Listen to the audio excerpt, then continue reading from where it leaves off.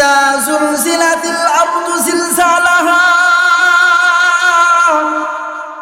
কিয়ামতের কম্পন খুব ভয়াবহ কম্পন হবে। ইযা যুলজিলাতিল আরদু জিলজালাহা ওয়া আখরাজাতিল আরদু আথকালাহা, কিয়ামতের কম্পন যখন শুরু হয়ে যাবে, আল্লাহ তাআলা হযরত ইসরাফিল আলাইহিস সালাতু ওয়াস সালামকে যখন সিংহায় ফুৎকারের কথা বলবেন, হযরত ইসরাফিল আলাইহিস সালাতু ওয়াস সালামের সিংহায় ফুৎকারের কারণে আসমান চূর্ণ বিচূর্ণ হয়ে যাবে, পাহাড়গুলো তুলার মতো উঠতে থাকবে, জমিনগুলো নড়তে থাকবে। জমিনের ভিতরে যে সমস্ত গুপ্ত ধন আছে, স্বর্ণ মুদ্রা রূপাগুলো আছে, টাকা পয়সাগুলো আছে, সব জমিন বের করে দিবে, সব জমিন বের করে দিবে। তখন মানুষেরা বলবে ওয়াকালাল ইনসানু মা লাহা, তখন মানুষেরা একজন আরেকজনকে বলবে, কিরে জমিনের কি হয়ে গেল? জমিনের ভিতর থেকে রূপা বের হইতেছে, জমিনের ভিতর থেকে স্বর্ণ মুদ্রাগুলো বের হইতেছে, হীরা মুক্তাগুলো বের হইতেছে। একজন ডাকাত আর একজন ডাকাতকে বলবে, কিরে এই টাকা পয়সার জন্যই না মানুষকে খুন করেছিলাম। চোর চোরকে ডেকে ডেকে বলবে, কিরে এই টাকার জন্যই না মানুষের ঘরে আমরা চুরি করেছিলাম। জালেমরা বলবে, কিরে এই সম্পদের জন্যই না আমরা কত মানুষের উপর জুলুম নির্যাতন করেছিলাম। وقال الإنسان ما لها يومئذ تحدث أخبارها, সেদিন জমিনের জবান আল্লাহ তাআলা খুলে দিবেন। জমিন সেদিন ডেকে ডেকে বলবে, এই নাফরমান বান্দারা, তোদের নাফরমানের কারণে আল্লাহ তাআলা জমিনের মধ্যে যে পেরেকগুলো ঢুকায় রেখেছিলেন, যে পেরেকগুলো ঢুকিয়ে রেখেছিলেন, সেই পেরেকগুলো আল্লাহ তাআলা উঠা দিয়েছেন। এই জন্য জমিনটা ঝুলতেছে, জমিনটা দুলতেছে, উলট পালট হয়ে যাইতেছে। আল্লাহ তাআলা কিয়ামতের বর্ণনা অন্য জায়গায় আল্লাহ তাআলা বলেন, ইয়া আইয়ুহান নাস ইত্তাকু রাব্বাকুম ইন্না যালজালাতাস সাআতি শাইউন আযীম। আল্লাহ তাআলা বলেন, ইয়া আইয়ুহান নাস ইত্তাকু রাব্বাকুম ইন্না যালজালাতাস সাআতি শাইউন আযীম ইয়াওমা তারাউনাহা তাযহালু কুল্লু মুরদিআতিন আম্মা আরদাআত ওয়া তাযউ কুল্লু যাতি হামলিন হামলাহা ওয়া তারান নাসা সুকারা ওয়া মা হুম বিসুকারা। এই আয়াতের মধ্যে আল্লাহ তাআলা বলেন, কিয়ামতের কম্পন যখন শুরু হয়ে যাবে, গর্ভবতী মহিলা তার বাচ্চা কখন প্রসব করে ফেলবে সে নিজেও বলতে পারবে না। গর্ভবতী মহিলা তার বাচ্চা প্রসব কখন করবে সে নিজেও টের পাইবে না। মা তার শিশুটাকে, মা তার সন্তানকে দুধ পান করাইতে ভুলে যাবে। মানুষগুলো নেশাগ্রস্তের মতন এদিক সেদিক দৌড়াদৌড়ি করতে থাকবে। মানুষ মনে করবে ওরা নেশাগ্রস্ত, কিন্তু না, মূলত ওরা নেশাগ্রস্ত না, ওরা আল্লাহর আযাবের ভয়ের কারণে মানুষ নেশাগ্রস্তের মতন দৌড়াদৌড়ি করতে থাকবে। আলহামদুলিল্লাহ নাহমাদুহু ওয়া নাস্তাঈনুহু ওয়া নাস্তাগফিরুহু ওয়া নু'মিনু বিহি ওয়া নাতাওয়াক্কালু আলাইহি ওয়া নাউযু বিল্লাহি মিন শুরুরি আনফুসিনা ওয়া মিন সাইয়্যাতি আ'মালিনা। من يهده الله فلا مضل له ومن يضلله فلا هادي له وأشهد أن لا إله إلا الله وحده لا شريك له ونشهد أن سيدنا وسندنا ونبينا ومولانا محمدا عبده ورسوله أرسله بالحق بشيرا ونذيرا وداعيا إلى الله بإذنه وسراجا منيرا أما بعد فأعوذ بالله من الشيطان الرجيم بسم الله الرحمن الرحيم والسماء ذات البروج واليوم الموعود وشاهد ومشهود قتل أصحاب الأخدود النار ذات الوقود إذ هم عليها قعود وهم على ما يفعلون بالمؤمنين شهود وما نقموا منهم إلا أن يؤمنوا بالله العزيز الحميد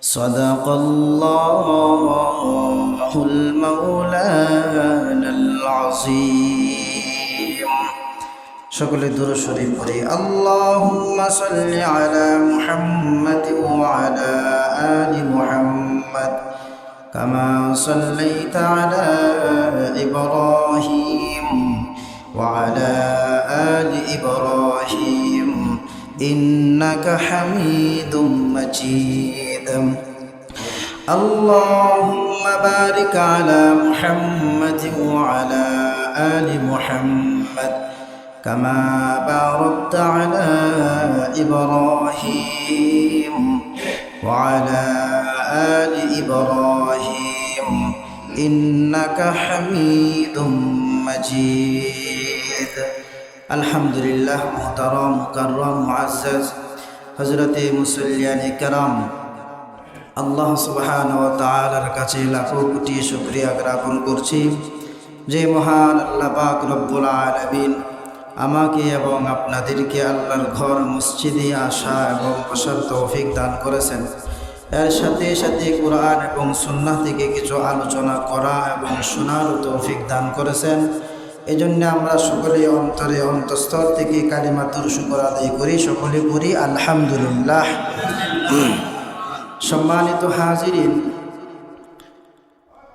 সম্মানিত হাজিরিন আসলে দুনিয়ার কাজকর্ম আমাদেরকে আখিরাতের কাজ থেকে ফিরে রাখে কিন্তু দুনিয়ার কাজ যতই কাজ হোক না কেন যত ঝামেলাই হোক না কেন মৃত্যু থেকে দুনিয়ার কাজ কাউকে ফিরে রাখতে পারবে না এই জন্যে দুনিয়ার কাজকে লাথি মেরে আখিরাতের দিকে অগ্রসর হওয়া আল্লাহর ইবাদতের দিকে অগ্রসর হওয়া আমরা যদি আল্লাহ এবং আল্লাহর রাসূলের দিকে অগ্রসর হই দুনিয়া আমাদের পিছনে পিছনে দৌড়াবে ঠিক না সম্মানিত হাজিরিন আমি আপনাদের সামনে সূরাতুল বুরুজের কয়েকখানা আয়াতি কারিমা তেলাওয়াত করেছি এই আয়াতগুলোকে সামনে রেখে কিছু কথা বলার ইরাদা আমি করেছি আল্লাহ পাক যদি আমাকে তৌফিক দান করেন প্রথমে আমরা যে সূরাটা আমরা তেলাওয়াত করেছি আমরা শুনেছি এই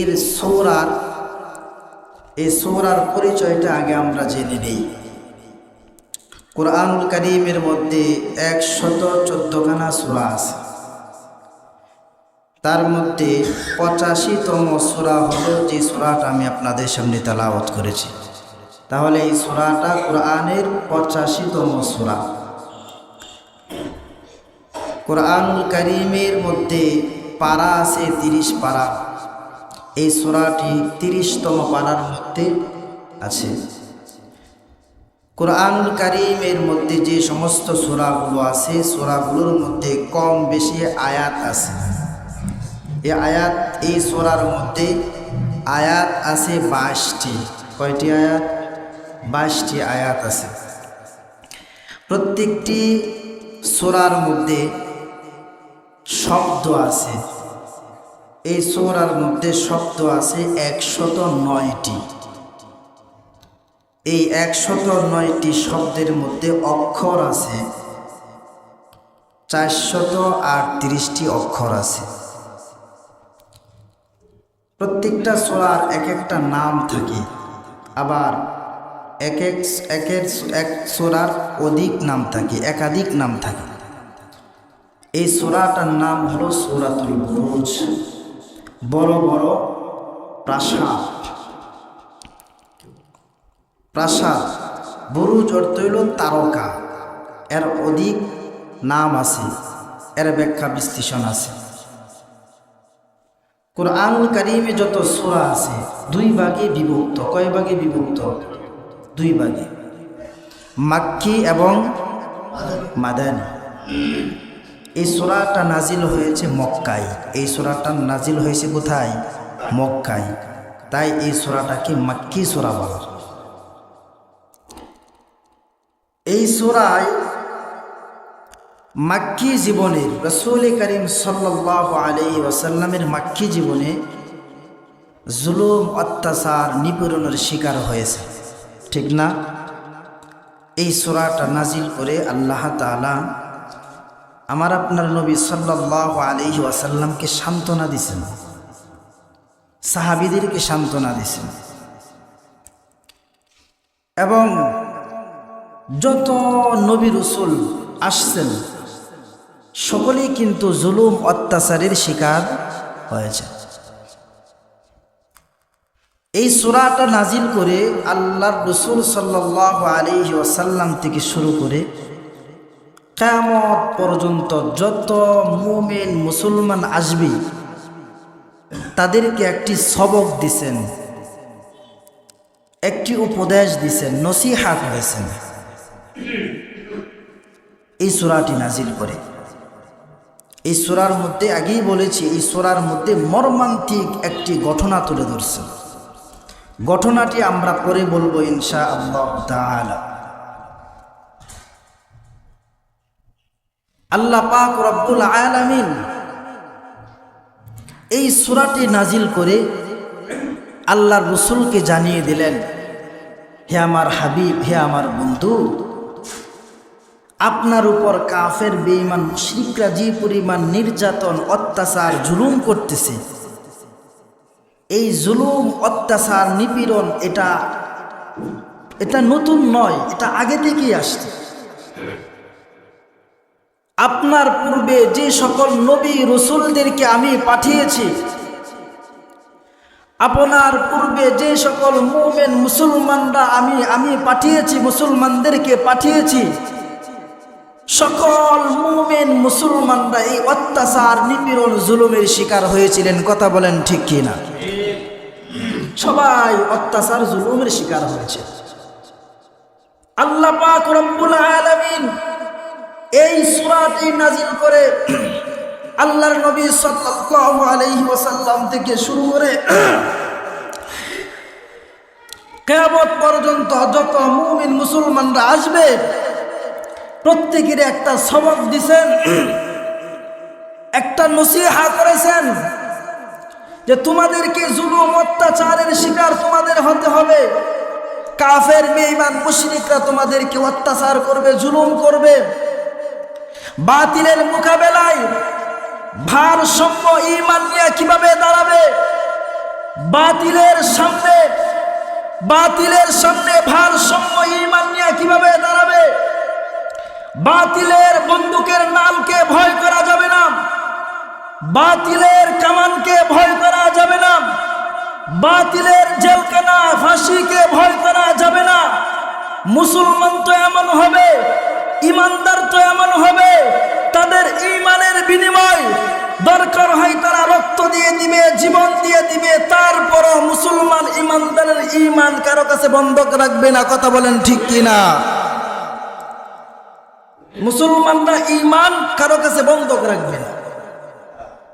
তারা ঈমান ভারসাম্য ঈমান নিয়ে বাতিলের সামনে দাঁড়াবে, নিজের জান দিতে প্রস্তুত থাকবে, তারপরও ঈমান কারো কাছে বিক্রি করবে না। আল্লাহ পাক রব্বুল আলামিন এই সূরার মধ্যে চারটা জিনিসের কসমকে আল্লাহ তাআলা একটি ঘটনা তুলে ধরেছেন। আল্লাহ পাক রব্বুল আলামিন বলেন, ওয়াস-সামা'i যাতিল বুরুজ, গ্রহ নক্ষত্র শোভিত আকাশের কসম। আল্লাহ তাআলা আসমানের কসম খাইছেন, আকাশের কসম খাইছেন। এই যে আমরা আকাশটা দেখতেছি, এই আকাশটা কি পরিমাণ সুন্দর! নিখুঁত ভাবে আল্লাহ তাআলা আকাশটা সৃষ্টি করেছেন। রাতের আধারে রাত্রেবেলা আকাশের দিকে তাকাইলে মনটা জুড়া যায়। কথা বলেন ঠিক কিনা? আকাশের মধ্যে হাজার হাজার নয় কোটি কোটি তারকা দিয়ে আল্লাহ তাআলা আকাশটা সাজিয়েছেন। দুনিয়ার কোনো মানুষ নিজের বানানোর বস্তুর মধ্যে ভুল পাওয়া যায়, কিন্তু দুনিয়ার কোনো এমন মানুষ নাই যে আসমানের ভুল ধরবি। আসেনি এমন মানুষ? আল্লাহ তাআলা দামি একটা জিনিসের কসম আল্লাহ তাআলা খেয়েছেন, ওয়াস-সামা'i যাতিল বুরুজ। এটা হলো 1 নাম্বার কসম। 2 নাম্বার কসম আল্লাহ তাআলা খেয়েছেন, ওয়াল ইয়াউমিল মাউউদ, কিয়ামত দিবসের কসম আল্লাহ তাআলা খেয়েছেন। ও মুসলমান, কিয়ামত দিবস এটা ভয়াবহ একটা দিবস। ও মুসলমান, কিয়ামতের ব্যাপারে আল্লাহ পাক রব্বুল আলামিন সূরাতুল ইনফিতারের মধ্যে বলেন, ইদাস সামাউ ফাতারাত। হযরত ইসরাফিল আলাইহিস সালাতু ওয়াস সালামের সিংহার ফুৎকারের মাধ্যমে আল্লাহ তাআলা এই দুনিয়াটাকে ধ্বংস করিয়া দিবেন। কথা বলেন ঠিক কিনা? হযরত ইসরাফিল আলাইহিস সালাতু ওয়াস সালাম যখন হযরত ইসরাফিল আলাইহিস সালাতু ওয়াস সালাম যখন সিংহায় যখন ফুৎকার মারবে, আসমান চূর্ণ বিচূর্ণ হয়ে যাবে, পাহাড়গুলো তোলার মতো নড়তে থাকবে, জমিনগুলো নড়তে থাকবে। আল্লাহ তাআলা বলেন, ইদাস সামাউ ফাতারাত, আসমান চূর্ণ বিচূর্ণ হয়ে যাবে। ওয়া ইদাল কাওয়াকিবু তাসারাত, ওয়া ইদাল কাওয়াকিবু তাসারাত, তারকারাজিগুলো বিক্ষিপ্তভাবে জ্বলতে থাকবে, জমিনের মধ্যে পড়তে থাকবে। আল্লাহ তাআলা কুরআনুল কারীমে অন্যত্র সূরার মধ্যে আল্লাহ তাআলা বলেন, ইযা যুলজিলাতিল আরদু জিলজালাহা, ইযা যুলজিলাতিল আরদু জিলজালাহা। কিয়ামতের কম্পন খুব ভয়াবহ কম্পন হবে। ইযা যুলজিলাতিল আরদু জিলজালাহা ওয়া আখরাজাতিল আরদু আথকালাহা। কিয়ামতের কম্পন যখন শুরু হয়ে যাবে, আল্লাহ তাআলা হযরত ইসরাফিল আলাইহিস সালাতু ওয়াস সালামকে যখন সিংহায় ফুৎকারের কথা বলবেন, হযরত ইসরাফিল আলাইহিস সালাতু ওয়াস সালামের সিংহায় ফুৎকারের কারণে আসমান চূর্ণ বিচূর্ণ হয়ে যাবে, পাহাড়গুলো তোলার মতো উঠতে থাকবে, জমিনগুলো নড়তে থাকবে। জমিনের ভিতরে যে সমস্ত গুপ্ত ধন আছে, স্বর্ণ মুদ্রা রূপাগুলো আছে, টাকা পয়সাগুলো আছে, সব জমিন বের করে দিবে, সব জমিন বের করে দিবে। তখন মানুষেরা বলবে, ওয়াকালাল ইনসানু মা লাহা। তখন মানুষেরা একজন আরেকজনকে বলবে, কিরে জমিনের কি হয়ে গেল? জমিনের ভিতর থেকে রূপা বের হইতেছে, জমিনের ভিতর থেকে স্বর্ণ মুদ্রাগুলো বের হইতেছে, হীরা মুক্তাগুলো বের হইতেছে। একজন ডাকাত আর একজন ডাকাতকে বলবে, কিরে এই টাকা পয়সার জন্যই না মানুষকে খুন করেছিলাম। চোর চোরকে ডেকে ডেকে বলবে, কিরে এই টাকার জন্যই না মানুষের ঘরে আমরা চুরি করেছিলাম। জালেমরা বলবে, কিরে এই সম্পদের জন্যই না আমরা কত মানুষের উপর জুলুম নির্যাতন করেছিলাম। وقال الإنسان ما لها يومئذ تحدث أخبارها। সেদিন জমিনের জবান আল্লাহ তাআলা খুলে দিবেন। জমিন সেদিন ডেকে ডেকে বলবে, এই নাফরমান বান্দারা, তোদের নাফরমানের কারণে আল্লাহ তাআলা জমিনের মধ্যে যে পেরেকগুলো ঢুকায় রেখেছিলেন, যে পেরেকগুলো ঢুকিয়ে রেখেছিলেন, সেই পেরেকগুলো আল্লাহ তাআলা উঠা দিছেন। এই জন্য জমিনটা জ্বলতেছে, জমিনটা দুলতেছে, উলট পালট হয়ে যাইতেছে। আল্লাহ তাআলা কিয়ামতের বর্ণনা অন্য জায়গায় আল্লাহ তাআলা বলেন, ইয়া আইয়ুহান নাস, ইয়া আইয়ুহান নাস ইত্তাকু রাব্বাকুম ইন্না যালজালাতাস সাআতি শাইউন আযীম। আল্লাহ তাআলা বলেন, ইয়া আইয়ুহান নাস ইত্তাকু রাব্বাকুম ইন্না যালজালাতাস সাআতি শাইউন আযীম ইয়াওমা তারাউনাহা তাযহালু কুল্লু মুরদিআতিন আম্মা আরদাআত ওয়া তাযউ কুল্লু যাতি হামলিন হামলাহা ওয়া তারান নাসা সুকারা ওয়া মা হুম বিসুকারা। এই আয়াতের মধ্যে আল্লাহ তাআলা বলেন, কিয়ামতের কম্পন যখন শুরু হয়ে যাবে, গর্ভবতী মহিলা তার বাচ্চা কখন প্রসব করে ফেলবে সে নিজেও বলতে পারবে না। গর্ভবতী মহিলা তার বাচ্চা প্রসব কখন করবে সে নিজেও টের পাইবে না। মা তার শিশুটাকে, মা তার সন্তানকে দুধ পান করাইতে ভুলে যাবে। মানুষগুলো নেশাগ্রস্তের মতন এদিক সেদিক দৌড়াদৌড়ি করতে থাকবে।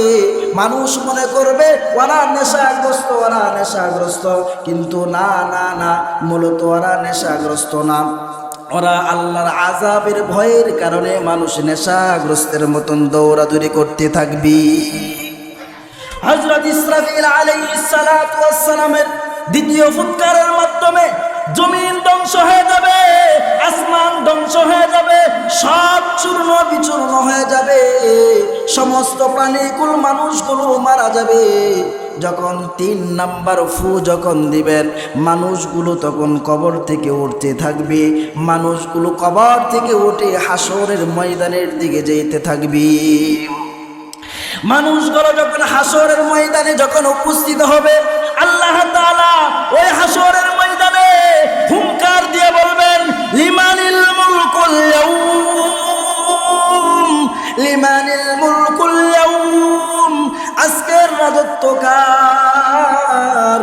আজকের রাজত্ব কার? আল্লাহ তাআলা সেদিন নিজেই বলবেন, লিল্লাহি ওয়াহিদিল কাহ্হার। আজকের রাজত্ব একমাত্র আমি আল্লাহ।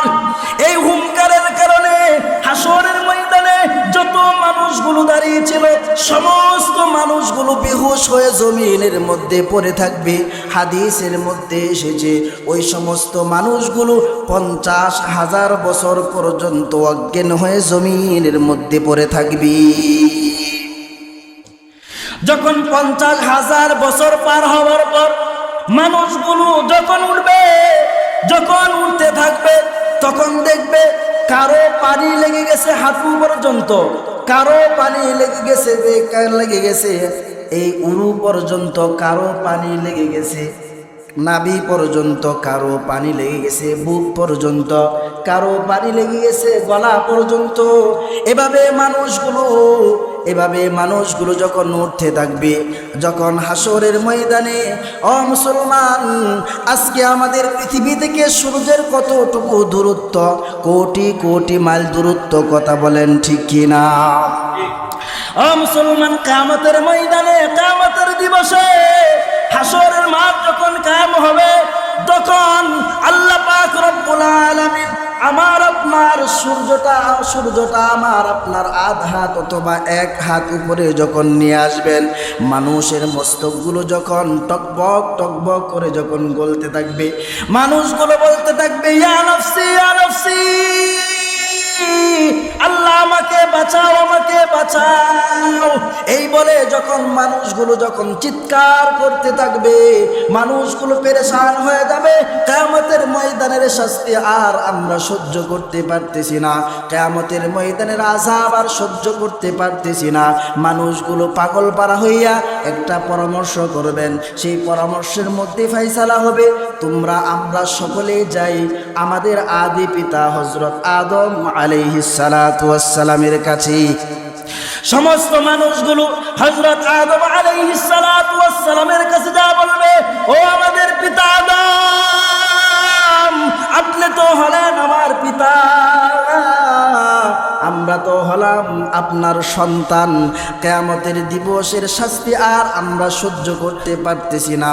ওগো আমাদের পিতা, ওগো আদম আলাইহিস সালাম, আপনি মেহেরবানি করে আল্লাহর কাছে সুপারিশ করুন, কিয়ামতের বিচারের কার্যক্রম যেন শুরু করিয়া দেয়। হযরত আদম আলাইহিস সালাতু ওয়াস সালাম মানুষদেরকে উদ্দেশ্য করে বলবে, না না না না, আমি নিজের চিন্তায় নিজেই বাঁচি না, নিজের চিন্তা নিজেই বাঁচি না। হযরত আদম আলাইহিস সালাতু ওয়াস সালাম বলবেন, ইয়া নফসি ইয়া নফসি, আমি যাইতে পারবো না। আল্লাহ তাআলা যে পরিমাণ রাগান্বিত আজকে দেখা যাইতেছে, আমি আল্লাহর সামনে দাঁড়াইতে পারবো না। হযরত আদম আলাইহিস সালাতু ওয়াস সালাম বলবেন, তোমরা চলে যাও হযরত ইব্রাহিম আলাইহিস সালামের কাছে। মানুষগুলো দৌড়ে গিয়ে হযরত ইব্রাহিম আলাইহিস সালাতু ওয়াস সালামের কাছে চলে যাবেন। ইব্রাহিম আলাইহিস সালাতু ওয়াস সালামকে মানুষেরা বলবে, ও ইব্রাহিম আলাইহিস সালাম, আল্লাহ তাআলা আপনাকে উপাধি দিয়েছেন খলিলুল্লাহ, আল্লাহর বন্ধু আপনাকে উপাধি দিয়েছেন। ওগো ইব্রাহিম আলাইহিস সালাম, আপনি মেহেরবানি করে কিয়ামতের দিবসের বিচার কার্যক্রম যেন শুরু করিয়া দেয়, আল্লাহর কাছে একটু সুপারিশ করেন না। হযরত ইব্রাহিম আলাইহিস সালাতু ওয়াস সালাম বলবেন, ইয়া নফসি ইয়া নফসি, আল্লাহ তুমি আমাকে বাঁচাও, আল্লাহ তুমি আমাকে বাঁচাও। এই বলে যখন হযরত ইব্রাহিম আলাইহিস সালাম বলবেন, না না না, আমি আল্লাহর কাছে সুপারিশ করতে পারবো না, তোমরা চলে যাও হযরত মূসা আলাইহিস সালামের কাছে। সমস্ত মানুষগুলো হযরত মূসা আলাইহিস সালাতু ওয়াস সালামের কাছে চলে যাবেন। হযরত মূসা আলাইহিস সালাতু ওয়াস সালামকে গিয়ে বলবেন, ও মূসা আলাইহিস সালাম, আল্লাহ তাআলা আপনাকে উপাধি দিয়েছেন কালামুল্লাহ, আপনি আল্লাহর সাথে সবচেয়ে বেশি কথা বলেছেন, আপনি মেহেরবানি করে আল্লাহ তাআলার কাছে সুপারিশ করেন না, কিয়ামতের দিবসের বিচারের কার্যক্রম যেন শুরু করিয়া দেয়। হযরত মূসা আলাইহিস সালাম বলবেন, না না না না, আমি পারবো না, আমি পারবো না, ইয়া নফসি ইয়া নফসি, আল্লাহ তুমি আমাকে বাঁচাও আমাকে বাঁচাও, আমি পারবো না। তারা তখন বলবেন, হযরত মূসা আলাইহিস সালাতু ওয়াস সালাম বলবেন, তোমরা চলে যাও হযরত ঈসা আলাইহিস সালাতু ওয়াস সালামের কাছে। সমস্ত মানুষগুলো হযরত ঈসা আলাইহিস সালাতু ওয়াস সালামের কাছে চলে যাবেন। মানুষেরা বলবে, ও ঈসা, আল্লাহ তাআলা আপনাকে উপাধি দিয়েছেন ঈসা রূহুল্লাহ, হাসরের ময়দানের শাস্তি আর আমরা সহ্য করতে পারতেছি না, আল্লাহ তাআলার কাছে সুপারিশ করেন, আল্লাহ তাআলা যেন হাসরের ময়দানের বিচারের কার্যক্রম শুরু করিয়া দেয়। হযরত ঈসা আলাইহিস সালাতু ওয়াস সালাম বলবেন, না না না, আমি পারবো না, দুনিয়ার জমিনে আমার উম্মতেরা আমাকে আল্লাহর পুত্র বলে ঘোষণা করেছিল, আমি যদি আল্লাহর সামনে গিয়া বিচারের কার্যক্রমের কথা আমি যদি বলি, আর আল্লাহ তাআলা যদি পাল্টা আমাকে প্রশ্ন করে, এই ঈসা, তুমি তোমার উম্মতেরা তোমাকে আমার পুত্র বলে কেন ডাকলো, এর জবাব তুমি আমার কাছে আগে দাও। হযরত ঈসা আলাইহিস সালাতু ওয়াস সালাম বলবেন, না না না, আমি পারবো না, তোমরা চলে যাও যাও আখির নবী জনাবি মুহাম্মদুর রাসূলুল্লাহ সাল্লাল্লাহু আলাইহি ওয়াসাল্লামের কাছে চলে যাও। সমস্ত মানুষগুলো আল্লাহর নবীর কাছে আইসা দেখবে আল্লাহর নবী পেরেশান হয়ে আছেন। মানুষেরা বলবে, ওগো আল্লাহর নবী, আল্লাহ তাআলা হলেন রব্বুল আলামিন, আর আল্লাহ তাআলা আপনাকে বানাইছেন রাহমাতুল লিল আলামিন। ওগো আল্লাহর নবী, হাসরের ময়দানের বিচার, হাসরের ময়দানের আযাব আর সহ্য হচ্ছে না। হাসরের ময়দানের বিচার কার্যক্রম শুরু করার জন্য আল্লাহর কাছে আবেদন করেন না। যারা জান্নাতে যাওয়ার দরকার তাদেরকে জান্নাত দিয়ে দিবেন, আর যারা জাহান্নামে যাওয়ার দরকার তাদেরকে আল্লাহ তাআলা যেন জাহান্নামে দিয়ে দেন। তারপর আপনি বিচারের কার্যক্রম শুরু করার জন্য আল্লাহর কাছে আবেদন করুন। আল্লাহর নবী সাল্লাল্লাহু আলাইহি ওয়াসাল্লাম সিজদায় লুটিয়ে যাবেন, সিজদায় গিয়ে কান্নাকাটি করতে থাকবেন। আল্লাহ তাআলা আরশে আজিম থেকে আল্লাহ তাআলা তার হাবিবকে ডেকে ডেকে বলবেন, ওগো আমার হাবিব, 63 বছর জিন্দেগির মধ্যে দুনিয়ার জমিনেও আপনি জুলুমের শিকার হয়েছিলেন, 63 বছরের জিন্দেগির মধ্যে জালেমের শিকার আপনি হয়েছিলেন, দুনিয়ার জমিনেও আপনি উম্মতের জন্য কেঁদে কেঁদে এসেছেন, আপনি এখনো পর্যন্ত আপনিও এখনো পর্যন্ত আপনার উম্মতের জন্য কান্নাকাটি করতেছেন। ওগো আল্লাহর নবী, আপনি মাথা উঠান, আপনি মাথা উঠান। আল্লাহর নবী সাল্লাল্লাহু আলাইহি ওয়াসাল্লাম ডাক দিয়া বলবেন, ও রব্বি কাবার মালিক, আমি মাথা উঠাবো না, মাথা উঠাবো না যতক্ষণ পর্যন্ত আপনি বিচারের কার্যক্রম শুরু করবেন, ততক্ষণ পর্যন্ত আমি আমার মাথা উঠাবো না। আল্লাহ তাআলা তখন তার হাবিবকে বলে দিবেন, ও আমার হাবিব, আপনি মাথা উঠান, এখনই আমি বিচারের কার্যক্রম শুরু করিয়া দিব। আল্লাহ তাআলা সিংহাসনে বসবেন। আল্লাহ তাআলা নিজের জন্য শুধু সিংহাসন রাখবেন না, আমার আপনার নবীর জন্য আল্লাহ তাআলা সিংহাসন রাখবেন। আল্লাহ তাআলা একটা সিংহাসনের মধ্যে এভাবে বসবেন, আর আল্লাহ তাআলা তার হাবিবকে বলবেন, হাবিব, আপনার জন্য একটা সিংহাসন রেখে দিয়েছি, আপনি সিংহাসনের মধ্যে বসুন, বিচারের কার্যক্রম শুরু করে দেব। আল্লাহ তাআলার জবাবে আমার আপনার নবী মুহাম্মদুর রাসূলুল্লাহ সাল্লাল্লাহু আলাইহি ওয়াসাল্লাম বলেন, আল্লাহ গো, আমি যদি সিংহাসনের মধ্যে বসি, আমার গুনাহগার উম্মতেরা কোথায় যাবে, কি করবে না করবে? আমি সিংহাসনের মধ্যে ততক্ষণ পর্যন্ত বসবো না যতক্ষণ পর্যন্ত আমার একটা উম্মত জাহান্নামে হবে, যতক্ষণ পর্যন্ত আমার উম্মতেরা জান্নাতে না যাবে, ততক্ষণ পর্যন্ত আমি মুহাম্মদ সাল্লাল্লাহু আলাইহি ওয়াসাল্লাম সিংহাসনে বসবেন না।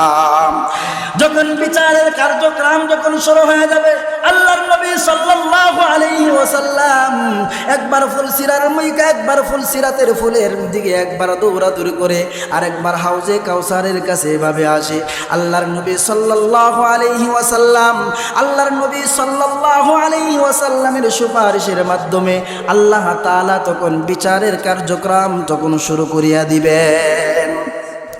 ও মুসলমান, হাসরের ময়দান যখন কায়েম হবে, আল্লাহর নবী সাল্লাল্লাহু আলাইহি ওয়াসাল্লাম আম্মা জান আয়েশা সিদ্দিকা রাদিয়াল্লাহু তাআলা আনহাকে বলেন, এ আয়েশা, কিয়ামতের ভয়াবহ জানুনি কেমন হবে? কিয়ামতের ময়দানে সমস্ত মানুষগুলো উলঙ্গ অবস্থায় দাঁড়াবে। আম্মা জান আয়েশা সিদ্দিকা রাদিয়াল্লাহু তাআলা আনহা মাথাটা নিচের দিকে দিয়া আল্লাহর নবীকে প্রশ্ন করেন, ওগো আল্লাহর নবী, হাসরের ময়দানে কিয়ামতের দিবসেও কি আমাকেও উলঙ্গ অবস্থায় দাঁড়াতে হবে? আল্লাহর নবী বলেন, হ্যাঁ হ্যাঁ আয়েশা, তোমাকেও উলঙ্গ অবস্থায় হাসরের ময়দানে দাঁড়াতে হবে। আম্মা জান আয়েশা সিদ্দিকা রাদিয়াল্লাহু তাআলা আনহা লজ্জায় মাথাটা নিচের দিকে দিয়ে দিয়েছেন। আল্লাহর নবী বলেন, আয়েশা, লজ্জায় মাথাটা নিচের দিকে দিয়েছো? আল্লাহর নবী বলেন, শুনো শুনো শুনো, কিয়ামতের ময়দানে যখন মানুষগুলো উলঙ্গ অবস্থায় দাঁড়াবে, যখন আধাত উপরে যখন সূর্যটা যখন চলে আসবে, মাথার মস্তকগুলো যখন টকবক টকবক করে যখন গলতে থাকবে, মানুষগুলো যখন ইয়া নাফসি বলতে থাকবে, মানুষের পরনে কাপড় আছে না নাই সেদিকে তাকানোর মানুষ সুযোগই পাবে না। আল্লাহ তাআলা এই সূরার মধ্যে এই কসমটাই খেয়েছেন, ওয়াল ইয়াউমিল মাউউদ, কিয়ামতের দিবসের কসম আল্লাহ তাআলা খেয়েছেন। 3 নম্বর কসম আল্লাহ তাআলা খেয়েছেন ওয়া শাহিদি ওয়া মাশহুদ। শাহেদ মানে ইয়াউমুল জুমআ। আজকের দিনটার নাম কি বলেন তো? জুমার দিন। এই জুমার দিনের কসম আল্লাহ তাআলা খেয়েছেন। কারণ হলো জুমার দিনে এমন কিছু বিশেষ আমল আছে, এমন বিশেষ মুহূর্ত আছে। মুফাসসিরিনে কেরামরা বলেন জুমার দিনের বিশেষ আমল হলো জুমার দিন আসর নামাজের পর থেকে মাগরিবের আগ পর্যন্ত কোনো বান্দা যদি আল্লাহর কাছে দোয়া করে, আল্লাহ তাআলা ওই বান্দার দোয়াটা খালি হাতে ফিরায় দেন না। ও মুসলমান, আল্লাহ তাআলা বলেন ওয়া শাহিদ ইয়াউমুল জুমার কসম ওয়া মাশহুদ ইয়াউমুল আরাফার কসম। আল্লাহ তাআলা এক আয়াতের মধ্যে 2টা কসম খেয়েছেন। আল্লাহ তাআলা এই সূরার মধ্যে 4টা কসমকে একটা ঘটনা বর্ণনা করেছে। কয়টা কসম খাইছেন? 4টা কসম খায়া একটা ঘটনা বর্ণনা করছে। আল্লাহ তাআলা বলেন ওয়াস-সামা'i যাতিল বুরুজ ওয়াল ইয়াউমিল মাওউদ ওয়া শাহিদি ওয়া মাশহুদ কুতিলা আসহাবুল উখদুদ আন-নারি যাতিল ওয়াকুদ ইয হুম আলাইহা কুউদ ওয়া হুম আলা মা ইয়াফআলুনা বিল মুমিনিনা শুহুদ। আল্লাহ তাআলা বলেন কুতিলা আসহাবুল উখদুদ, গর্তওয়ালারা ধ্বংস হয়ে যায়। গর্তওয়ালারা কি হয়ে যায়? ধ্বংস হয়ে যায়। গর্তওয়ালা কারা? আন-নার যাতিল ওয়াকুদ, গর্তের মধ্যে আগুন দিয়ে মুমিন মুসলমানদেরকে যখন পুরানো হয়েছিল তারাও ধ্বংস হয়ে যায়। ওয়াহুম আলা ইযহুম আলাইহা কুউদ, গর্তের মধ্যে আগুন দিয়া তারা চতুর্পাশে বসা ছিল। ওয়াহুম আলা মা ইয়াফআলুনা বিল মুমিনিনা শুহুদ, তারা দেখতেছিল। ওমা নাকাবু মিনহুম ইল্লা আইয়ুমিনু বিল্লাহিল আজিজিল হামিদ। মুমিন মুসলমানদেরকে আগুন দিয়ে পোড়ায়া তারা দেখতেছিল। এর কারণ হলো তাদেরকে কেন পোড়ানো হলো, কেন আগুনে নিক্ষেপ করা হলো? কারণ তারা এক আল্লাহর প্রতি ঈমান আনার কারণে তাদেরকে পোড়ায়া মারেছিল। ঘটনাটা বলবো, ঘটনাটা বলে শেষ করি ইনশাআল্লাহ। হ্যাঁ, এক জালেম বাদশা ছিল, এক জালেম বাদশা। ওই জালেম বাদশার কাছে একজন জাদুকর ছিল। আগেকার বাদশারা তাদের এই মসনদকে টিকায় রাখার জন্য, এই ক্ষমতাকে টিকায় রাখার জন্য, চেয়ারকে টিকায় রাখার জন্য তারা জাদুকর রাখতেন। জাদুকরের মাধ্যমে অলৌকিক ঘটনাগুলো বলতেন আর মানুষ তাদের প্রতি আকৃষ্ট হইতো। এই কারণে তারা ক্ষমতায় টিকায় থাকতেন। যখন বাদশার কাছে একজন জাদুকর ছিল, ওই জাদুকরের যখন বৃদ্ধা অবস্থা হয়ে গেছে, মরবো মরবো ভাব, এমন অবস্থায় জাদুকর বাদশাকে বলে, বাদশাহ আমি যদি মারা যাই তাহলে আপনার ক্ষমতা শেষ, আপনার চেয়ার আর থাকবে না। আপনার ক্ষমতা যদি টিকায় রাখতে চান তাহলে আপনার রাজত্ব থেকে একজন বুদ্ধিমান জ্ঞানী আকল একজন বালক আমার কাছে নিয়ে আসেন, আমি জাদুগুলো তাকে শিখিয়ে দিব, পরবর্তীতে যেন আমি মারা যাওয়ার পর আপনি যেন বিপদগামী না হন। ওই বাদশা তার রাজত্ব থেকে খুঁজে তালাশ করে একজন বালক, বুদ্ধিমান একজন বালক তার কাছে নিয়ে আসলো। ওই বালকটা তার কাছে আয়সা জাদুবিদ্যা শিখত। বাড়ি থেকে আসার পথে, বাড়ি থেকে জাদুকরের কাছে আয়সা জাদুবিদ্যা শিখত। আবার জাদুবিদ্যা শিখে বাড়িতে যখন যাইতো, আর মাঝখানে একজন খ্রিস্টান পাদ্রী ছিল। তখনকার ধর্ম ছিল হযরত ঈসা আলাইহিস সালাতু ওয়াস সালামের অনুসারী। হযরত ঈসা আলাইহিস সালাতু ওয়াস সালামের অনুসারী একজন পাদ্রী ছিল। ওই বালক যখন বাড়ি থেকে যখন জাদুকর শিক্ষা করার জন্য যখন জাদুকরের কাছে যাইত, এর মাঝখানে একজন পাদ্রী ছিল। ওই পাদ্রী মানুষকে নসিহা করত, আল্লাহর দিকে মানুষদেরকে ডাকতো। ওই পাদ্রীর ওয়াজ নসিহাত মানুষগুলো শুনত। ওই পাদ্রীর ওয়াজগুলো তার কানের মধ্যে যখন যাওয়ার পথে যখন যাইতেন তখন শুনতেন, মাঝে মধ্যে বলতেন পাদ্রীর ওয়াজগুলো ভালো লাগে, পাদ্রীর ওয়াজগুলো শোনা দরকার। ওই বালক যখন 1 দিন 2 দিন 3 দিন ওই পাদ্রীর কাছে যখন যাতায়াত শুরু করে দিল, ওই পাদ্রী তখন বালককে ডেকে ডেকে বলে, এ বালক তোমার বাড়ি কোথায়, তোমার নাম কি, তুমি কি করো? তখন সব বর্ণনা দিল।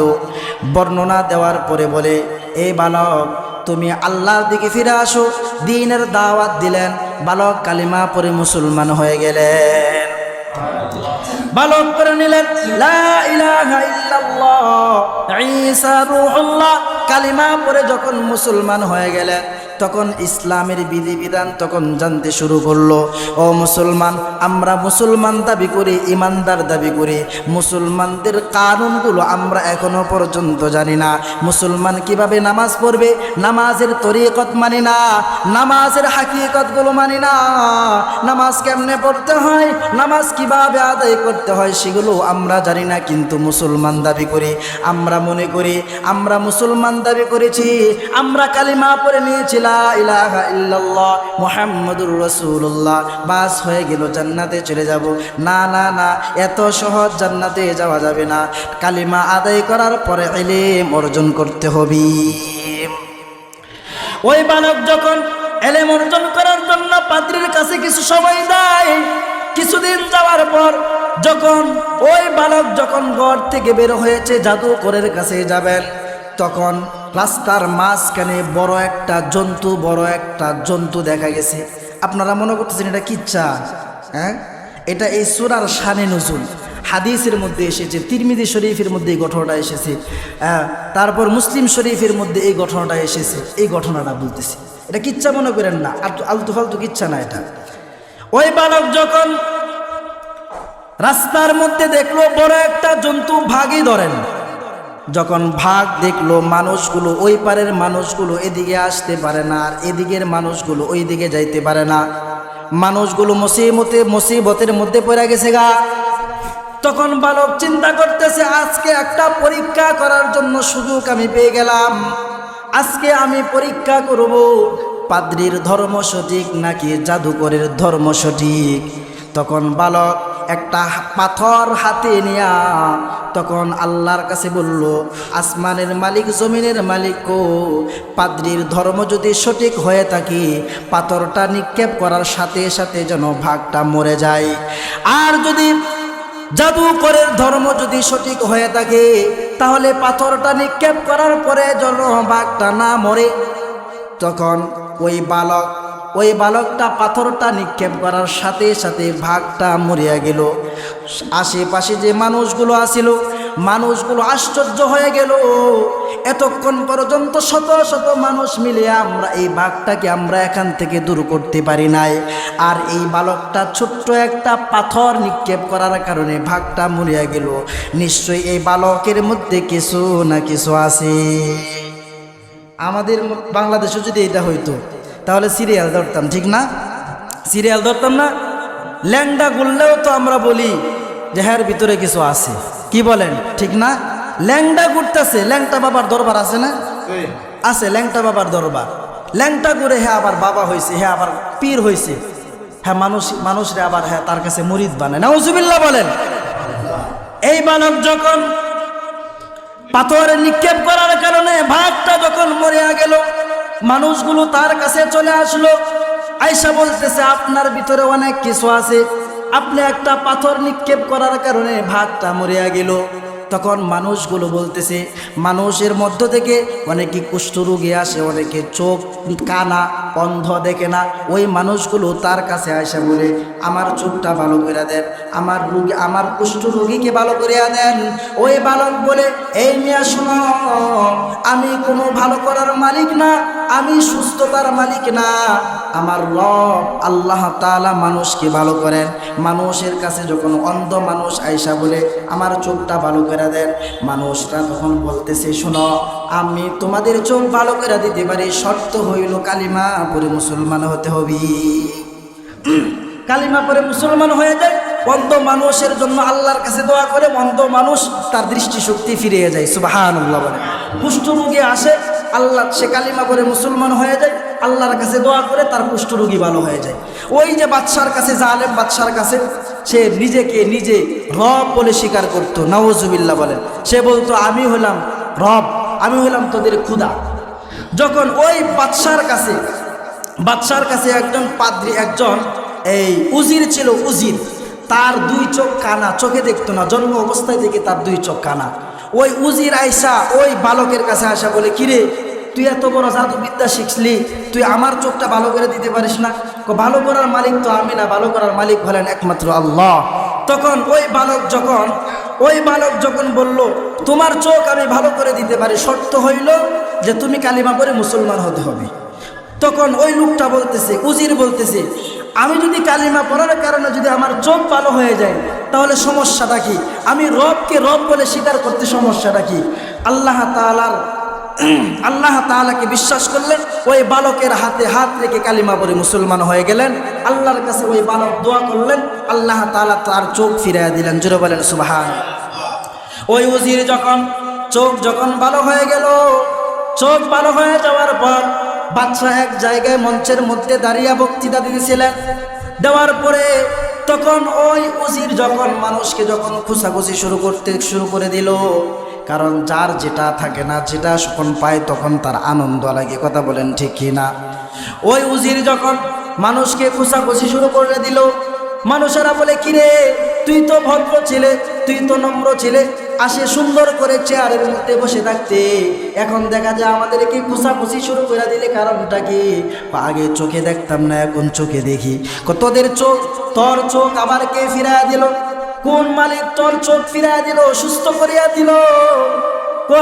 আমার আল্লাহ আমার চোখ ফিরাইয়া দিয়েছে।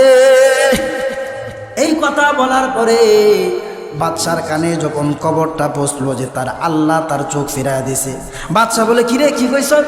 তোর চোখ ফিরাইয়া পাইলে কেমনে? তোর চোখ সুস্থ হইল কেমনে? আমার আল্লাহ আমার চোখ ফিরাইয়া দিয়েছেন, দৃষ্টিশক্তি ফিরাইয়া দিয়েছেন। সুবহানাল্লাহ।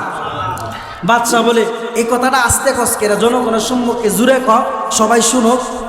বাদশা মনে করছে আমারই তো খুদা, মানে হ্যাঁ আমি ভালো করছি, এটা আবার আস্তে কসকেরা জুড়ে জুড়ে। তখন সামনে দাঁড়ায় তখন বলল যে আমার রব আমার দৃষ্টিশক্তি ফিরিয়ে দিয়েছে, তবে তোমরা যাকে খুদা মানো, হ্যাঁ খুদা না, হ্যাঁ হলো হুদা। হ্যাঁ কি হুদা? হ্যাঁ ভণ্ড। হ্যাঁ আসলে খুদা না, হ্যাঁ হুদা।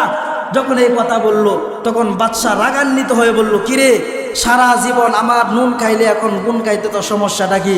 তখন বলল, আসল রবের পরিচয় তোকে কে দিল? আসল রবের পরিচয় আপনার কাছে যে গোলাম আসে, যে জাদু শিখতে বালকটা আসে, ওই বালকেই আমাকে আসল রবের পরিচয় দিয়েছেন। জোরে বলেন সুবহানাল্লাহ। তখন বললো, এরে গ্রেফতার কর। বালক রে আইনে গ্রেফতার করলো। বালক রে আইনে জিজ্ঞাসা করলো, ঘটনা সংক্ষেপে বলতেছি, দেখতেছি সময় শেষ। যখন বালকরেও গ্রেফতার করলো, বালকরে জিজ্ঞেস করলো, কিরে তোরে আবার আসল খোদার পরিচয় কে দিল? আসল খোদার পরিচয় আমাকে দিল এক পাদ্রী দিয়েছে। পাদ্রীকে গ্রেফতার করা হলো। ওই বালকের সামনে পাদ্রীকে এবং উজিরকে একটা করাত দিয়ে মাথা থেকে নিয়ে একবারে নিচ পর্যন্ত 2 টুকরা করে ফেলেছে। জোরে বলেন নাউজুবিল্লাহ। বাদশা তখন বালককে বলল, এমন অবস্থা হবে নাকি আমাকে রব বলে স্বীকার করবে? বালক বলল, এর চাইতে যদি কঠিন কোনো শাস্তি থাকে আমার সামনে হাজির করাও, তারপর তোমাকে আমি রব বলে স্বীকার করব না। আমার রব হলেন আসমান এবং জমিনের রব। আসমান যিনি সৃষ্টি করেছেন, জমিন যিনি সৃষ্টি করেছেন, তিনিই হলেন আমার রব। জোরে বলেন সুবহানাল্লাহ। তখন ওই বাদশা সেনাবাহিনীকে অর্ডার করলো ওকে মারার জন্য। তখন সেনাবাহিনীরা তার হাত পা বেঁধে যখন পাহাড়ের উপর যখন উঠাইলো, আল্লাহর কাছে তখন আবদার করলো বালক, আল্লাহ আমি এখনো মরতে চাই না, বাচ্চার সাথে একটু খেলা করতে চাই, বাচ্চার সাথে একটু খেলতে চাই, আল্লাহ আপনি আমাকে এখন মাইরেন না।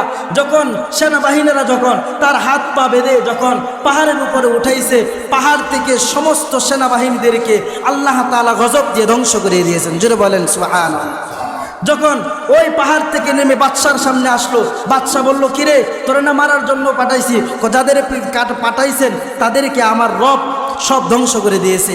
তখন আবার নৌবাহিনীতে পাঠাইলেন, যাও এরে হাত পা বেঁধে নৌকায় নিয়ে যাও, সমুদ্রের মাঝখানে ফেলে দিবা। তখন বালক আল্লাহর কাছে আবদার করলো, আল্লাহ আমি এখনো মরতে চাই না, বাদশার সাথে আরেকটু খেলতে চাই। আল্লাহ তাআলা ওই নৌকা ডুবায়া নৌবাহিনীদেরকে সব ধ্বংস করে ফেলেছেন, বালককে আল্লাহ তাআলা জিন্দা রাখছেন। সুবহানাল্লাহ। যখন এই বালক রাত বাদশার সামনে আয়সা বলে, বাদশা বলে, কিরে তোর না এখনো পর্যন্ত মারতে পারে নাই? বালক বলে, আমাকে মারবা, তুমি মারতে পারবা না, আমার জাদু দিয়ে আমাকে মারতে হবে। জোরে বলেন সুবহানাল্লাহ। বালক বলল, তুমি যদি আমাকে মারতে চাও তাহলে শুনো, আমারকে মারতে হলে কয়েকটা শর্ত আছে। 1 নাম্বার শর্ত হলো তোমার রাজ্যের সমস্ত মানুষদেরকে একত্রিত করতে হবে। একত্রিত করার পর আমাকে শুলিতে শোয়াইতে হবে। শুলিতে শোয়ার পরে যে বান্দাটা, যে লোকটা আমাকে তীর মেরে নিক্ষেপ করে মারবে, ওই তীর নিক্ষেপ করার সময় বলতে হবে বিসমিল্লাহি রব্বিল গুলাম, সুবহানাল্লাহ। যখন সমস্ত মানুষদেরকে একত্রিত করা হলো, যখন একত্রিত করার পর তাকে যখন শোয়ানো হলো, যখন তীর নিক্ষেপ করলো, তীর নিক্ষেপ করার সময় ওই লোকটা বলল বিসমিল্লাহি রব্বিল গুলাম। যখন তীর নিক্ষেপ করলো ওই বালক তখন মারা গেল। বালক মারা যাওয়ার পরে বাদশা তখন আরো বিপদে পড়ে গেছে গা। বাদশা তো আগে দেখতো যে শুধু এই বালকটাই শুধু আমাকে রব মানতো না, এখন দেখি লক্ষ লক্ষ মানুষগুলো আমার আল্লাহর প্রতি ঈমান আইনা আমার বিরুদ্ধে চলে গেছে গা। যখন বিরুদ্ধে চলে গেল তখন রাজ্যের মানুষদেরকে জানায় দিল, যারা আমাকে রব বলে স্বীকার করবে না, যারা আল্লাহ বলে স্বীকার করবে না, তাদের প্রত্যেককে আগুনে নিক্ষিপ্ত হবে। মানুষদেরকে, তার সেনাবাহিনীদেরকে অর্ডার করলেন, যারা আমাকে রব বলে স্বীকার করবে না তাদের প্রত্যেককে একটা গর্ত খনন করো, এই গর্তের মধ্যে লাকড়ি দিয়ে আগুন জ্বালাও, ওই আগুনের মধ্যে একটা ধৈরা ওই আগুনের মধ্যে নিক্ষেপ করবা। যখন লক্ষ লক্ষ মানুষদেরকে একটা গুহার মধ্যে, একটা ইন্ধনের মধ্যে আগুন জ্বালায়া মানুষদেরকে যখন নিক্ষেপ করতে শুরু করলো, লাশ পর্যায়ে একটা মহিলা তার শিশু বাচ্চাটাকে এভাবে কুলে করে আইনা আগুনে নিক্ষেপ হবেন কি হবেন না দ্বিধাদ্বন্দ্বের মধ্যে ছিল। তার কুলে যে শিশু বাচ্চাটা ছিল, ওই শিশু বাচ্চাটার জবান আল্লাহ তাআলা খুলে দিলেন। আর ওই শিশু বাচ্চাটা তার মাকে ডাক দিয়ে বলতেছেন, ও মা, আপনি দেখেন নাই তাওহীদের পক্ষে, আল্লাহর পক্ষে ঈমান নিয়ে হাজার হাজার নয় লক্ষ লক্ষ মানুষগুলো আগুনের মধ্যে নিক্ষিপ্ত হয়ে গিয়েছে। আপনি কিসের টেনশন করতেছেন? আপনার টেনশনের কোনো কারণ নাই। আপনি হকের উপর আছেন, আপনি সঠিকের উপর আছেন, আপনি ঈমানের উপর আছেন।